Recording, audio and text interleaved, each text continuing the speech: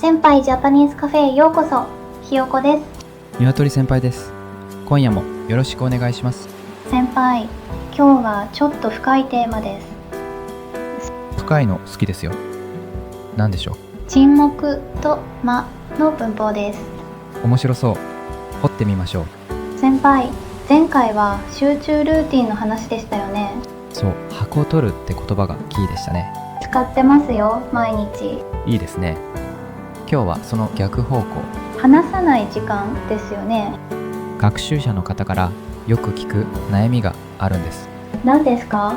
日本人と話してて急にシーンとなるのが怖いって。わかります。めっちゃ焦ります。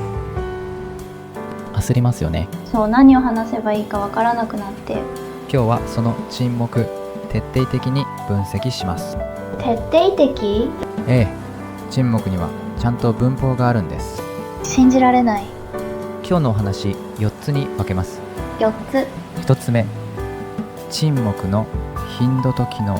2つ目、修助詞ね、よねでの間機能。3つ目、願意と察しの社会機能。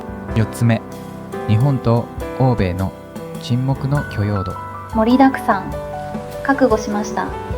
ではまず沈黙の頻度から。頻度ってどれくらい？ある研究では日本人の会話の3割が沈黙。3割？ええ、そんなに？多いでしょう。多いです。某英語圏の会話は1割前後。3倍。そうなんです。なんでこんなに違うんでしょう。沈黙にいくつもの役目があるからです。例えば？ 1、考える時間。はい。同意のサイン。同意？言わなくても分かってますって意味です。3、余韻を残す。余韻。言葉の意味をかみしめる時間。素敵。そう、文学的でしょ。沈黙にも語る力がある。今いい表現が出ましたね。自分で言って自分で驚いてます。では機能を一つずつ深掘りしましょう。お願いします。考える時間。これが意外と侮れない。戻れないですか？日本では即答がむしろ失礼な場面があります。即答が失礼？重い話題だとね。例えば？結婚を考えてる？はいだと軽すぎる。軽い。で間を置く方が誠実に映る。なるほど。考えてるって伝わるんだ。ええ、沈黙は考え中のサインなんです。じゃあ無理に埋めなくていい？むしろ埋めない方がいい時もある。深い。では2つ目に進みますね。2つ目、修助詞でしたよね。そうです。ね、よねっての話。なんでこんなに使うんでしょう。結論から言うと、修助詞はまを埋める相打ち。装置？比べてみますね。これおいしい。愛してこれおいしいね。全然違う。違いますよね。前者は独り言っぽい。そう、誰にも投げてない。後者は会話してる感じ。その通り。ねの役目って何ですか？共有確認です。共有。あなたも同じ感覚ですよねとか確認してる。細かい。よねは共感の強調版。あの人感じいいよね。強く同意を求めてますよね。ですよね。ては引用と距離取りです。距離？彼が来るっては彼が言ってたと私の保証じゃない。責任回避？そういう機能もあります。賢い。修助詞なしだとどうなりますか？文がぶつ切りで冷たく聞こえます。明日雨です。傘持ってきてください。気をつけて。ロボットっぽい。でしょ？明日雨ですよ。傘持ってきてくださいね。気をつけて。一気に人間味。修助詞、すごい。そして修助詞そのものが間を生むんです。どういうこと？ね、よねで発音わずかに伸びますよね。確かに。その伸びが小さな沈黙。つまり修助詞は沈黙の前奏曲。知的。ひよこちゃん文学青年だ。では3つ目に行きましょう。3つ目、願意と察しの話。察するって日本人すぐ言う。言わずに別れってちょっとずるくない？鋭い。学習者には地獄なんですよ。わかりますよ。言語学では願意と呼びます。願意。言葉の表面以外の意味のこと。例えば、今日は寒いね。寒いって言ってるだけ。表面はね。願意はヒーターつけてかもしれない。あ窓閉めてかもしれない。もう帰ろうかもしれない。あ、全部寒い一言から文脈次第。えげつない。なぜこんな仕組みが生まれたんですか？集団主義文化と関係する説があります。集団主義。私より私たち優先という発想。はい。直接言うと相手のメンツが潰れる。メンツ。ヒーターつけてで命令調は強い。確かに。寒いねなら相手は自発的に動ける。言わない優しさ。いい表現。でも誤解は生まれない？もちろん生まれます。同じ日本人同士でも？ええ、頻繁に。そこで機微って概念が登場する。日々。細かいニュアンスを読み取る能力。それって才能？訓練でも身につきます。観察と経験？その2つが大きい。道のり長い。では4つ目、最後の柱です。日本と海外の沈黙、本当に違うんですか？顕著に違います。海外の友達がよく言うんです。なんて？日本人と話してて急に黙られると怖い。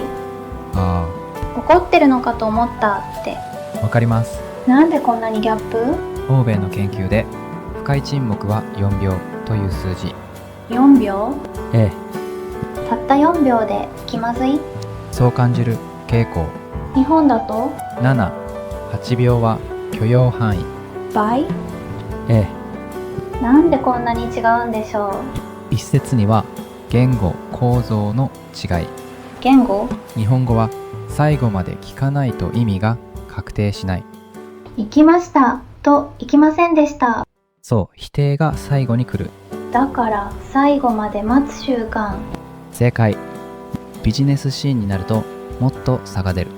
どう違う？アメリカの会議で沈黙は不同意の合図。不同意？意義があれば声を上げてが基本。日本は沈黙は黙認と同意の合図。真逆。そう、これ知らないと国際会議で大誤解。本当に大事です。学習者が日本企業に入ったらヒントありますか？上司が黙ったら答えを待つこと。せかさない。そう、沈黙は会話の一部。これが大原則。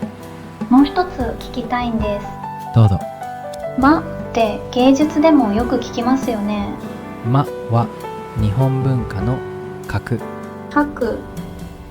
例えば落語。話し家が一拍置くと客が笑う。沈黙が笑いを作る。そう、間を外すと面白さが消える。繊細。能楽には序波球というリズム概念。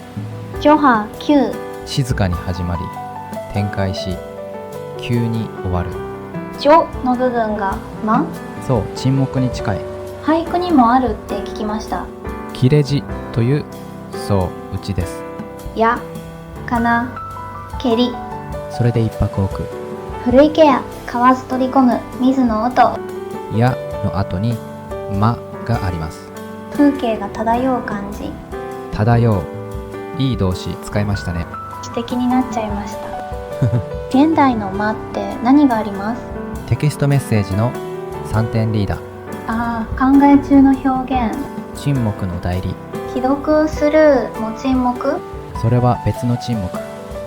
怖い方の。確かに。間一つで世界が変わる。言語は文化の鏡ですね。沈黙を学ぶこと、日本文化を学ぶこと。素晴らしいまとめです。理論は分かりました。でも実践となると難しいですよね。怖さは消えないんです。では具体的なヒントを4つ。お願いします。1、相槌の引き出しを増やす。はいだけじゃダメ？はい。うん。ええ。そうそう。なるほど。種類があると沈黙が怖くなくなる。なるほど。2、修助詞を呼吸のように使う。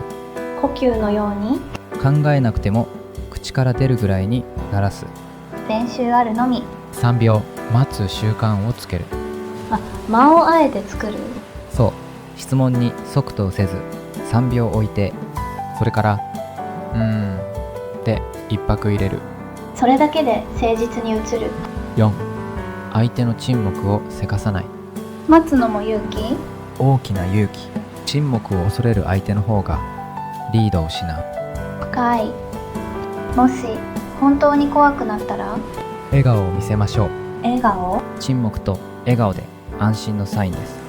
それならできそう。完璧を目指さなくていいですよ。気が楽になりました。よかった。ではここまでが本日の4つの大きな話。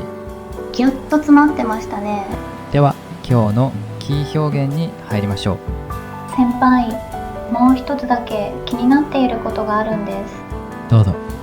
若い世代の沈黙変わってきてませんか？鋭い観察ですね。ええ、確実に変化しています。 SNS の普及と関係ありますか？大きく関係します。 SNS が即時性を当たり前にしました。確かにメッセージはすぐ返信が普通になりました。そして既読というシステム、これが沈黙の意味を変えました。既読スルー、地味に怖いやつ。それは相手の沈黙の意図が読めなくなる新しい現象。対面の沈黙と全然違う。対面ならパラ言語の手がかりがあります。パラ言語？線、表情、姿勢、息遣い、それで沈黙の意味が推測できます。なるほど。ところがテキストではそれが全部消える。だから既読スルーの解釈が広がっちゃう。そして相手は最悪のシナリオを想像しがちです。怖い。リモートワークも沈黙の意味変わってきましたよね。ええ、ビデオ会議のミュート時間、あれは沈黙ではない、じゃあ何ですか？情報遮断というべき状態です。情報遮断、ちょっと冷たい言葉。ええ、だから間とは別物。間は共有された豊かな沈黙。そして情報遮断は共有が断ち切られた沈黙。深い区別。現代の学習者は両方を見分ける力が必要。ええ、その能力は今後ますます重要になります。 AI も沈黙を持てるんでしょうか？今のところは難しい。 AI は沈黙を不具合と認識しがちです。ああ、すぐ何か喋らせようとする。そう。だから人間の沈黙の繊細さはしばらく人間だけのものです。私たちの強みですね。鍛えれば AI 時代でも光る能力です。希望が見えました。ではいよいよキー表現のまとめへ行きましょう。ここで今日のキー表現整理しましょうか。お願いします。間が物を言う。間が物を言う。言葉が沈黙する瞬間ほど雄弁な時はない。深い。もう一度ゆっくり。間が物を言う。使う場面教えてください。面接、商談、説得の場面で聞きます。黙る方が説得力ある時がある。ええ、相手に考えさせる力。間が物を言う。覚えました。今夜から皆さんも沈黙を恐れずに。皆さんに一つ質問です。最近意図的に沈黙を使ったことありますか？考える時間を空けますね。3、 2、 1。答えはコメント欄でぜひ。答えがなくても大丈夫。沈黙、それも一つの答え。今日も最後までありがとうございました。深い夜には深い話を。次回も聞きに来てくださいね。チャンネル登録よろしくお願いします。それではまた。おやすみなさい。